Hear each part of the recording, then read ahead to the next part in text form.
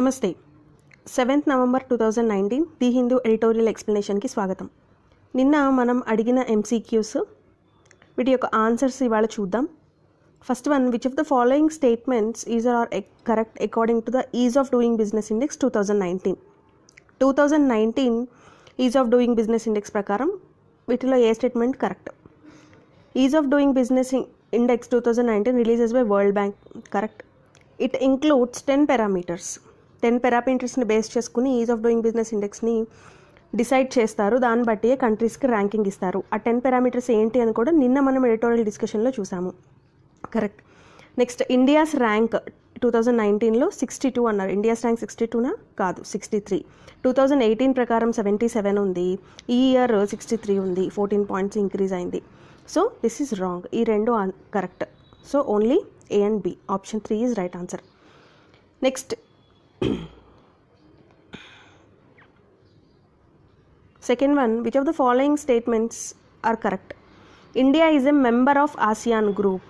ASEAN, Association of Southeast Asian Nations లో India మెంబరా? కాదు. Already మనం మొన్న ఒక వీడియో అప్లోడ్ చేసాము, ఇండియా ఆర్సీపీకి ఎందుకు నో చెప్పింది అని. నిన్న ఎడిటోరియల్లో కూడా ఉంది ఇది. సో నిన్న ఎడిటోరియల్స్ని బేస్ చేసుకుని MCQs అనమాట. ఆసియాన్లో ఇండియా మెంబర్ కాదు. So this is wrong. ASEAN headquarters is in Jakarta. Yes, జకార్తాలోని ఇండోనేషియా క్యాపిటల్ అయిన జకార్తాలో ఆసియాన్ హెడ్ క్వార్టర్స్ ఉంది. Right answer. Number of countries present in RCEP 16. ఆర్సీఈపీలో ఇప్పుడు ఎన్ని కంట్రీస్ ఉన్నట్టు? 15 కంట్రీస్. ఎందుకని? ఇండియా అనేది నో చెప్పింది. ఇండియా ఉండుంటే కనుక 10 కంట్రీస్, ఆసియాన్లో ఉన్న 10 కంట్రీస్ ప్లస్ 6 కంట్రీస్, ఈ మొత్తం కలిపి 16 అయ్యేది. కానీ ఇందులోంచి ఇండియా బయటకు వచ్చేసింది. సో ఇప్పుడు ఓన్లీ 5 కంట్రీసే. సో ప్రజెంట్ 15 కంట్రీస్ అనేవి ఆర్సీఈపీలో కంటిన్యూ అవుతున్నాయి. So this is wrong. ఇది wrong. Only B correct. So answer 2, only B. So ఇప్పుడు ఇవాళ ఎడిటోరియల్స్ ఏంటో చూద్దాం. ఎడిటోరియల్స్లో 7th November 2019 ఎడిటోరియల్స్లో 2 ఇంపార్టెంట్ ఎడిటోరియల్స్ ఉన్నాయి. After RCEP opt out the challenge of a shape up and un unwanted booster dose for vaccine hesitancy. ఇవి రెండు కూడా చాలా చాలా ఇంపార్టెంట్ ఎడిటోరియల్స్. మనం వీటి రెండింటిని కూడా క్లియర్గా డిస్కస్ చేద్దాము. చాలా ఇంపార్టెంట్ పాయింట్స్ అనేవి ఉన్నాయి. ఆఫ్టర్ ఆర్సీఈపీ ఆప్ట్ అవుట్, ఆర్సీఈపీలోంచి మనం బయటకు వచ్చేసిన తర్వాత ద ఛాలెంజ్ ఆఫ్ ఏ షేప్అప్. ఇప్పుడు మనం ఎలాగా షేప్అప్ అవ్వాలి? So India must shed it's defensive mindset in trade deals. మనం ట్రేడ్ డీల్స్లో డిఫెన్సివ్గా వ్యవహరిస్తున్నాము. మనం ఆల్రెడీ మన వీడియోలో డిస్కస్ చేసినట్టు, మైండ్ మ్యాప్లో డిస్కస్ చేసినట్టు, ఇలా లిబరల్ మార్కెట్ థియరీ అనే దాని ప్రకారం ఈ ఆర్సీఈపీని తీసుకొచ్చారు. ఫ్రీ ట్రేడ్ అనే దాన్ని తీసుకొచ్చారు. దానికి ఆపోజిటే డిఫెన్సివ్ అనమాట, డిఫెన్సివ్ మార్కెట్. సో ప్రొటెక్షనిజం అంటాం కదా, అది. సో ఈ డిఫెన్సివ్ మైండ్ సెట్ని వదులుకొని ఇన్స్టెడ్ దాని బదులు work on creating globally competitive sectors. మనం ఆల్రెడీ డిస్కస్ చేసినట్టు సొల్యూషన్స్లో డిస్కస్ చేసాం కదా. మనం ఈ ట్రేడ్ బ్యారియర్స్ అనేవి ఎక్కువ కాలం ఉండకపోవచ్చు, ఈ ట్రేడ్ వాల్స్ అనేవి ఉండకపోవచ్చు అని. సో అదే కాంటెక్స్ట్లో ఆ ప్రొటెక్షనిజం మనం దీని నుంచి కాపాడుకోవడం కాకుండా కాంపిటేటివ్ని పెంచాలి, దానికోసము వర్క్ చేయాలి, గ్లోబల్ కాంపిటేటివ్ సెక్టార్స్ని తీసుకురావడం కోసం, ఆ విధంగా ఇండియాని తయారు చేయడం కోసం. In an unprecedented move, India decided to withdraw from 16-member mega regional free trade agreement. Mega అని ఎందుకు అంటున్నారు? ఆల్రెడీ చెప్పుకున్నాం కదా, ఇందులో 50% పాపులేషన్ ఇన్వాల్వ్ అయ్యింది, 35% GDP of the world involve అయ్యింది. సో అందుకని ఇది మెగా అంటున్నారు ఇక్కడ. సో ఇందులోంచి వద్దని చెప్పింది. So at the 3rd RCEP summit బ్యాంకాక్లో, థాయిలాండ్లో జరిగింది. ప్రైమ్ మినిస్టర్ అనౌన్స్ చేశారు India's decision to withdraw from RCEP. The summit was conveyed to and announced to the conclusion of negotiations before the agreement was finally signed. Agreement ఫైనల్గా sign చేసే ముందు మన ఎందుకు చేసామో కూడా చెప్పాం. The leader statement issued that the summit and announced the conclusion of negotiations, but when it was done, one of the most important RCEP participating countries has ceased to be part of the deal. So ఫైనల్గా last మినిట్లో మనం no అని చెప్పాము. So ఎందుకు no అని చెప్పాము అంటే, vulnerabilities in agriculture సెక్టర్లో కొన్ని వల్నరబిలిటీస్ అంటే కొన్ని బలహీనతలు ఉన్నాయి. ఏంటవి? What lead India to dissociate it self from an agreement which till recently was backed by the union commerce and industry minister. Recent వరకు కూడా మనం అందులో జాయిన్ అయితేనే బాగుంటుంది అని చెప్పి అన్నట్టుగా ఉన్న తరుణంలో సడన్గా ఎందుకు నో చెప్పింది అంటే, the immediate answer lies in the concern expressed by all major stakeholders ఈ కొంతమంది స్టేక్ హోల్డర్స్ చెప్పినవి ఎవరెవరు, farmers, trade unions, major industry associations, civil society organisations, ఇవందరూ కూడా అడ్వర్స్ ఎఫెక్ట్స్ ఇంప్లికేషన్స్ వస్తాయి ఇంపోర్ట్ లిబరలైజేషన్, ఇందాక చెప్పిన లిబరల్ మార్కెట్ దీనివల్ల. సో వీళ్ళందరి కన్సర్న్స్ వల్ల ఇండియా నో చెప్పాల్సి వచ్చింది. Despite being a fairly open economy, India still uses tariffs to protect the significant levels of vulnerabilities especially in agriculture but also in the manufacturing sector. Manufacturing సెక్టార్లోనూ agriculture సెక్టార్లోనూ మనం ఒక టారిఫ్ని పెడుతూ బాగా over inflow of cheap products వేరే countries నుంచి రాకుండా, ఎందుకంటే వాళ్ళ మ్యానుఫ్యాక్చరింగ్ ఎక్కువ మనకన్నా కూడా, అలాంటప్పుడు వాళ్ళు వచ్చేస్తే మన మార్కెట్ అనేది దెబ్బతింటుంది. అప్పుడు మనం చేసుకునే ఇంపోర్ట్స్ ఎక్కువైపోతాయి, మన నుంచి బయటకు వెళ్ళే ఎక్స్పోర్ట్స్ తగ్గిపోతాయి. ఇంపోర్ట్స్ ఎక్కువైపోయి ఎక్స్పోర్ట్స్ తగ్గిపోతాయి. ఈ రెండింటి మధ్య డిఫరెన్స్ని ఫిజికల్ డెఫిసిట్ అంటాము, ద్రవ్య లోటు. సో ఇది అనేది వచ్చేస్తుంది, దానివల్ల ఎకానమీ అనేది దెబ్బతింటుంది. అందుకని మనకి ఈ వల్నరబిలిటీస్ ఉండడం వల్ల వద్దు అని చెప్పాం. The present structure of tariff protection is so designed. ఎలా డిజైన్ చేశారు టారిఫ్ స్ట్రక్చర్ని అంటే, the together with the relatively and generatively low tariffs on most manufacturing imports, moderately high tariffs on agricultural imports. ఈ మ్యానుఫ్యాక్చరింగ్ ఇంపోర్ట్స్ మీదేమో లో and moderate tariffs పెట్టారు, agricultural వాటి మీద మాత్రం ఎక్కువ టారిఫ్స్ పెట్టారు. దానివల్ల మన అగ్రికల్చరల్ ప్రొడక్ట్స్ని కాపాడుకోవడం కోసం. సో దానివల్ల ఏమవుతుంది, స్మాల్ అండ్ మార్జినల్ ఫార్మర్స్ వాళ్ళకి help అవుతుంది. Their inability to face competition and global agribusiness has been the primary reason why government has always excluded agriculture from import liberalization both in the World Trade Organization as well as in bilateral free trade agreements, FTAsలో కూడా. అంటే మన bilateral అంటే మనం ఇంకొక కంట్రీతో అలా one country మధ్యలో జరిగే వాటిని బైలేటరల్ అంటారు. అయితే ఎందుకు అని అంటే స్మాల్ అండ్ మార్జినల్ ఫార్మర్స్ అనేవాళ్ళు ఫేస్ చేయలేకపోతున్నారు ఈ గ్లోబల్ కాంపిటీషన్ని. దానివల్ల మనం టారిఫ్స్ అనేవి విధిస్తున్నాము, ఎస్పెషల్లీ అగ్రికల్చరల్ వాటి మీద ఎక్కువగా విధిస్తున్నాము. అందుకనే in the FTAs with association of south east Asian nations, Korea, Japan, most of the major agricultural products are excluded from import tariff cuts. మనకు ఆల్రెడీ ఫ్రీ ట్రేడ్ అనేది ఉంది కొన్ని కంట్రీస్తో. ఆ కంట్రీస్తో కూడా మనం అగ్రికల్చరల్ ప్రోడక్ట్స్ మీద ఫ్రీ ట్రేడ్ అనేది పూర్తిగా పెట్టకుండా దాన్ని ఎక్స్క్లూడ్ చేసాం ఈ ఫ్రీ ట్రేడ్ దాంట్లోంచి.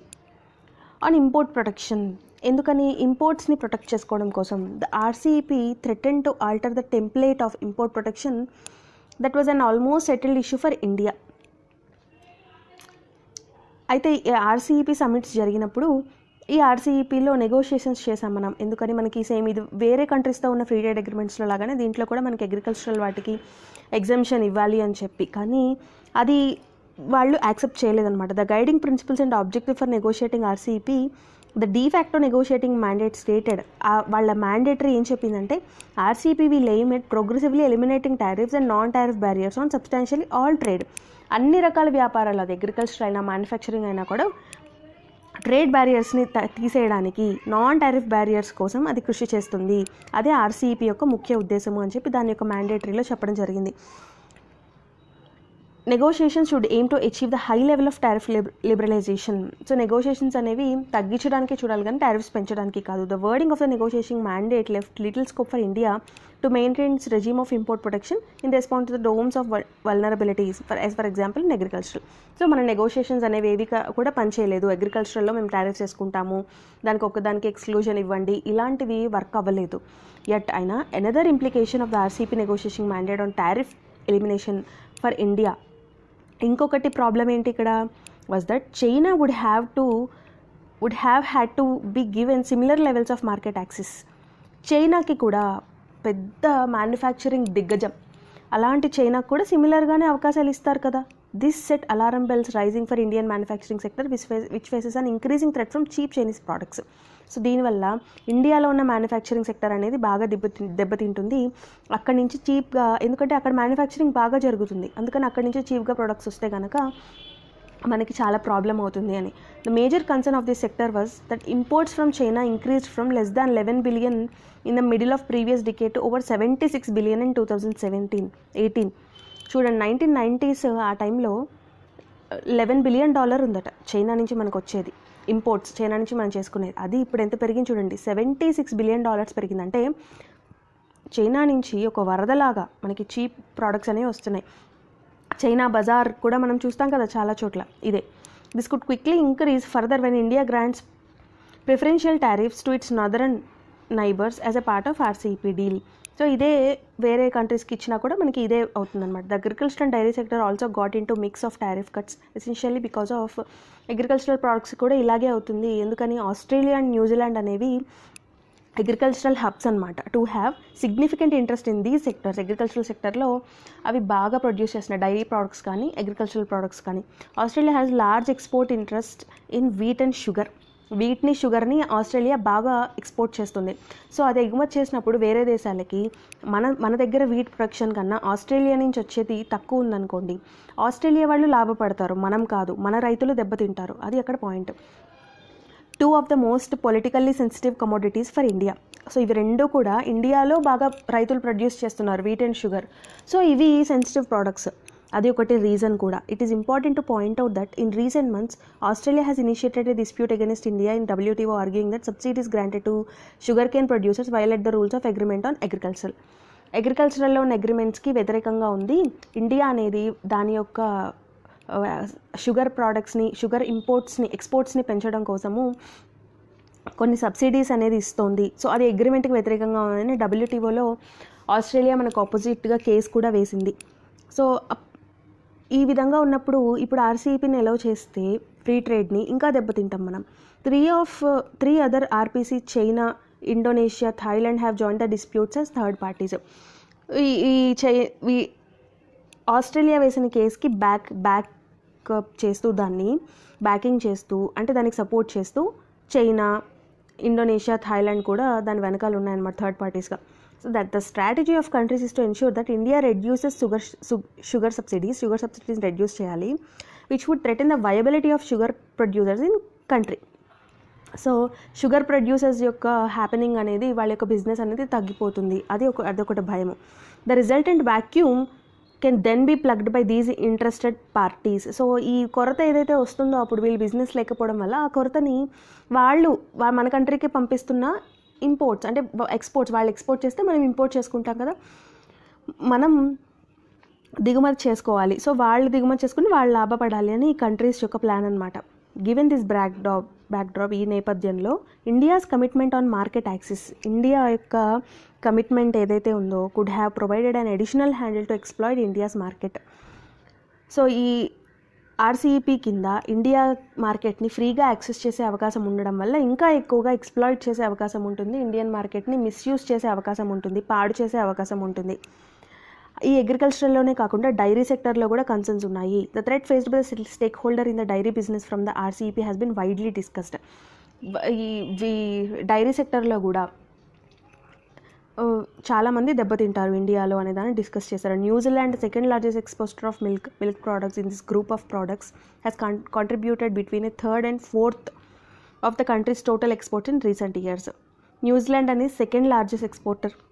New Zealand milk producers are also more efficient than India's small producers, which would have given the farmer a price advantage in India's. So మనకన్నా వాళ్ళు ఇంకా ఎఫిషియెంట్గా ఉన్నారు ఫార్మర్స్ అనేవాళ్ళు. సో మన మార్కెట్ని వాళ్ళు బీట్ చేసే అవకాశం ఉంటుంది. If the market for the dairy products was open under India's RCEP commitments, ఒకవేళ ఇండియా ఆర్సీఈపీకి ఒప్పుకుని ఉంటే మార్కెట్ ఓపెన్ చేసాల్సి వచ్చేది. సో మన ప్రోడక్ట్స్ని వాళ్ళ ప్రోడక్ట్స్ బీట్ చేసేస్తాయి. ఏవో ఆల్ ఫ్యాక్టర్స్, ఇవన్నీ ఫ్యాక్టర్స్ వల్ల militates against India's acceptance of any commitment under the RCEP's declining fortune for both of agricultural and manufacturing sectors. So ఇది వీళ్ళకి ఒక వరం అనమాట, మ్యానుఫ్యాక్చరింగ్ వాళ్ళకి, అగ్రికల్చరల్ వాళ్ళకి, డైరీ వాళ్ళకి. The growth numbers that were used to show India as the fastest growing economy have now been replaced by significantly low growth expectations. So India అనేది 2024 కల్లా $5 బిలియన్ ఎకానమీ అవ్వాలి, $5 బిలియన్ ఎకానమీ అనేది అవ్వాలి, $5 trillion economy అవ్వాలి అని చెప్పి goal పెట్టుకున్నారు. అలా అవ్వాలి అన్నప్పుడు మనకి ఎక్కువ బిజినెస్ అనేది చేయాలి. అలా చేసే అవకాశం ఇప్పుడు ఆర్సీఈపీ ద్వారా మనకు ఉంది, కానీ అది పోగొట్టుకున్నాం. ఎందుకు అంటే మన మ్యానుఫ్యాక్చరింగ్ వాళ్ళు, మన డైరీ వాళ్ళు, మన అగ్రికల్చరల్ వాళ్ళు దెబ్బతింటారు ఫార్మర్స్ అనే ఉద్దేశంతో. అలాంటప్పుడు ఇండియా అనేది ఫాస్టెస్ట్ గ్రోయింగ్ కంట్రీ కాదు, లోయెస్ట్ గ్రోయింగ్ ఎకానమీ అనే ఒక ఇంప్రెషన్ అనేది అయితే వచ్చింది. సో ఈ సర్కమ్స్టాన్సెస్, ఈ పరిస్థితుల మధ్యలో an aggressive opening of the Indian economy would have only added to the uncertainties faced by the domestic entities whose impact on the labour market could have been catastrophic. So ఈ నేపథ్యంలో India అనేది చాలా అన్సర్టైన్స్ అనేవి ఉన్నాయి. ఏం జరగబోతోంది అనేది. So tariff issue. It is interesting to note that the government has been aware of the need to protect India's agricultural and manufacturing sector both within or without the RCEP. Government అయితే చాలా డిటర్మైండ్గా ఉంది ఈ manufacturing సెక్టర్ని, agriculture సెక్టర్ని protect చేయడంలో, ఆర్సీఈపీలో ఉన్నా కానీ లేకపోయినా కానీ.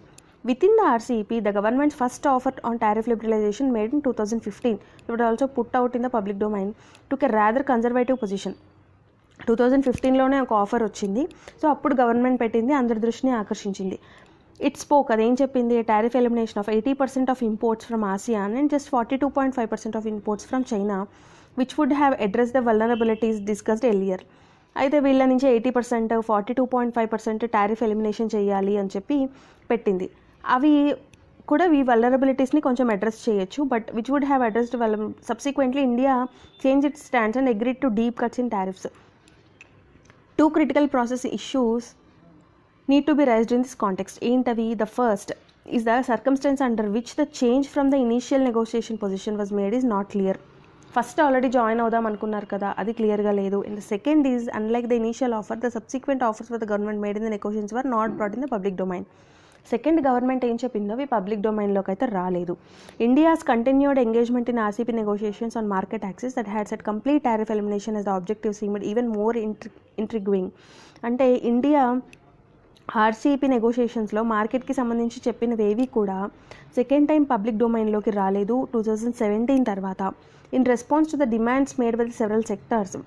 So several sectors demand చేసిన దాని ప్రకారము టారిఫ్స్ ఇంక్రీజ్ చేశారు. దానివల్ల average tariffs for manufacturing products increased from below 11% నుంచి 14%కి పెరిగింది 2017 నుంచి 18 దాకా.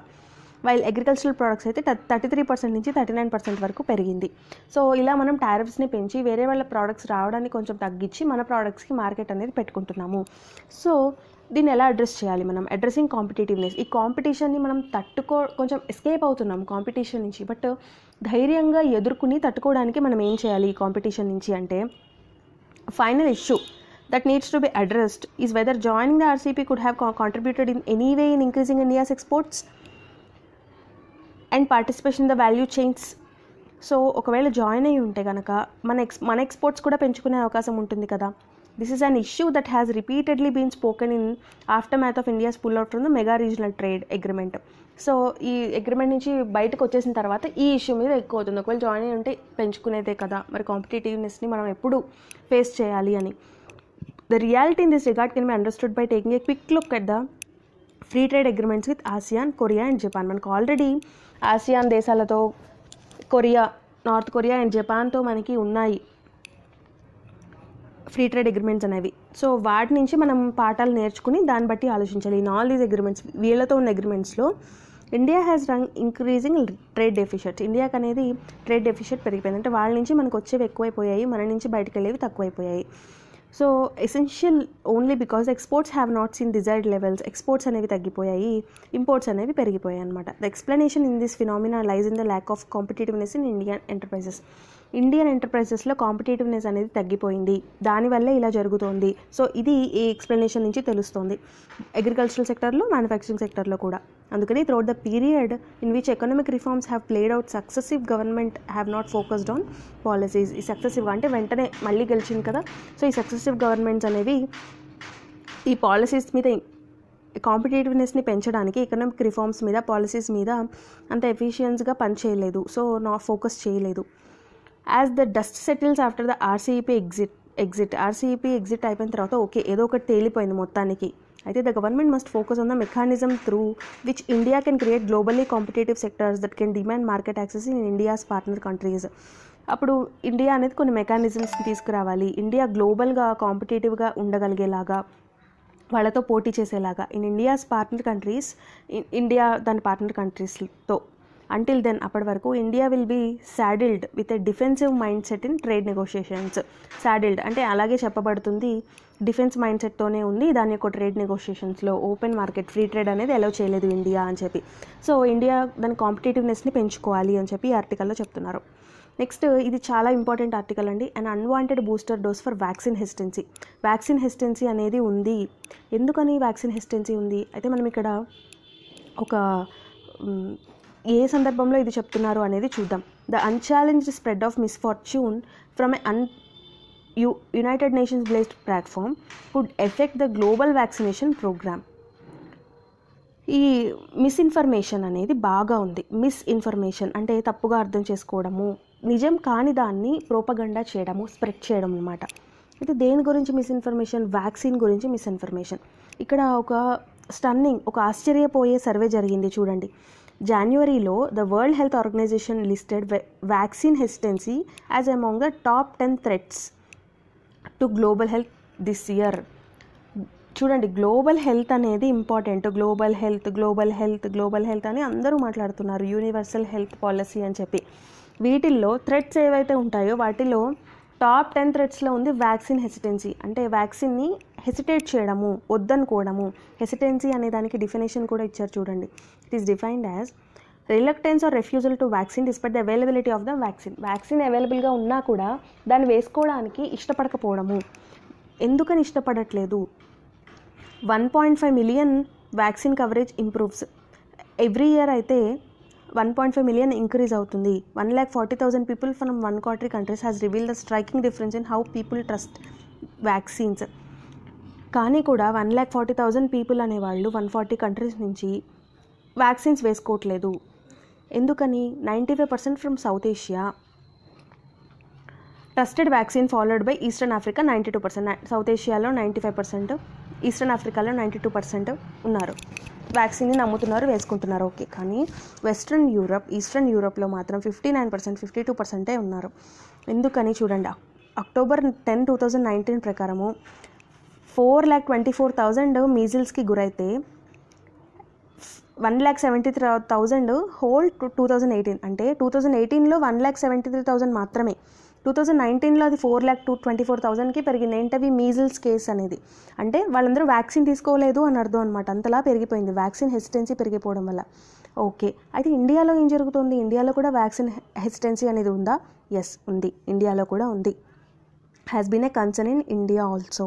For instance example, main reason for 5 times low uptake of oral polio vaccine. నోట్లో వేసే పోలియో డ్రాప్స్ అనేది 5 times నుంచి తగ్గుముఖం పడుతుంది ఎర్లీ 2000లో. ఎందుకని?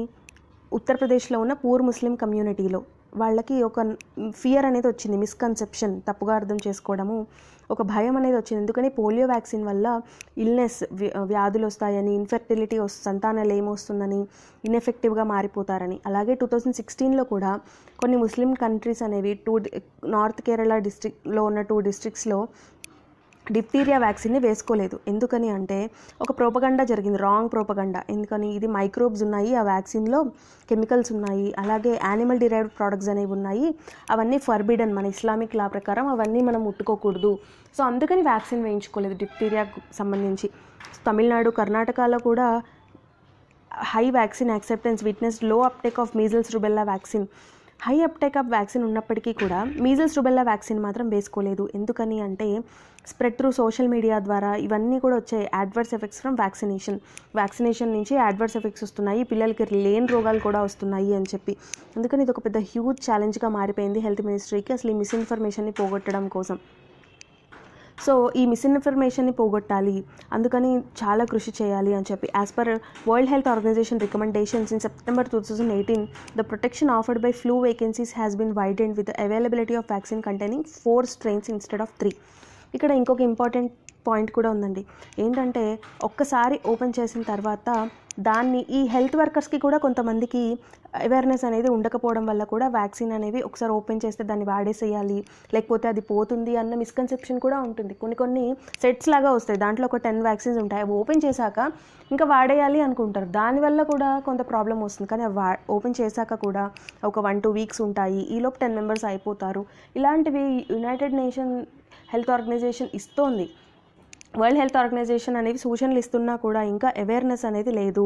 సో ఈ అవేర్నెస్ని పెంచాలి. ఈ మిస్ఇన్ఫర్మేషన్ సోషల్ మీడియా ద్వారా ఈ మిస్ఇన్ఫర్మేషన్స్ ఏవైతే ఉన్నాయో వీటన్నిటిని కూడా గవర్నమెంట్ పోగొట్టాలి. అవేర్నెస్ అనేది పీపుల్లోనూ పెంచాలి, హెల్త్ వర్కర్స్లోనూ పెంచాలి. సో అది దీనికి సొల్యూషన్. దీనివల్ల వ్యాధిని అరికట్టచ్చు. ఎందుకని మళ్ళీ మనది ఆల్రెడీ పోలియో ఫ్రీ కంట్రీ అయిపోయింది. సో ఇలాంటివి మళ్ళీ ఇంకా మనం చాలా వాటిల్లో సాధించాలి. అందుకని ఈ మీజిల్స్ అనేది కూడా బాగా ప్రభావితం చేస్తుంది, మీజిల్స్ రూబెల్లా. ఇవేవి ఇంప్రూవ్ అవ్వకుండా, వ్యాధులు పెరగకుండా గ్లోబల్ హెల్త్, అట్లీస్ట్ నేషన్ హెల్త్కి పాటుపడాలి. అది ఈ ఆర్టికల్లో చెప్తున్నారు. సో ఈ 2 ఆర్టికల్స్, ఈ 2 ఎడిటోరియల్స్ మీరు ఒకసారి చదవండి పర్సనల్గా. ఓకే, ఇవాళ మన MCQs చూద్దాం. ఫస్ట్ MCQ వచ్చేసి వరల్డ్ హెల్త్ ఆర్గనైజేషన్కి సంబంధించి, అలాగే నోబెల్ పీస్ ప్రైజ్ కూడా. ఈ 2 ఆప్షన్స్ని నేను ఒక దాంట్లో ఎందుకు ఇంక్లూడ్ చేశాను అనే విషయం నేను రేపు మీకు చెప్తాను. ఓకే, ఇది ఒకటి ఫస్ట్ MCQ. అండ్ అలాగే సెకండ్ వన్ వచ్చేసి యునైటెడ్ నేషన్స్ సంబంధించి సస్టైనబుల్ డెవలప్మెంట్ గోల్స్, సుస్థిర అభివృద్ధి లక్ష్యాలు అనేవి పెట్టుకుంది. సో వాటికి సంబంధించి క్వశ్చన్స్ అన్నీ. అలాగే నరేంద్ర మోడీకి bill and Melinda gates foundation ఇచ్చిన గ్లోబల్ గోల్ కీపర్ అవార్డ్, దానికి దీనికి రిలేషన్ ఏంటి? సో ఈ 2 క్వశ్చన్స్కి ఆన్సర్స్ మీరు కమెంట్ సెక్షన్లో ఇవ్వండి. మనం 8 నవంబర్ 2019 ది హిందూ ఎడిటోరియల్ డిస్కషన్లో మనం దీని ఆన్సర్స్ చూద్దాం. Thank you so much.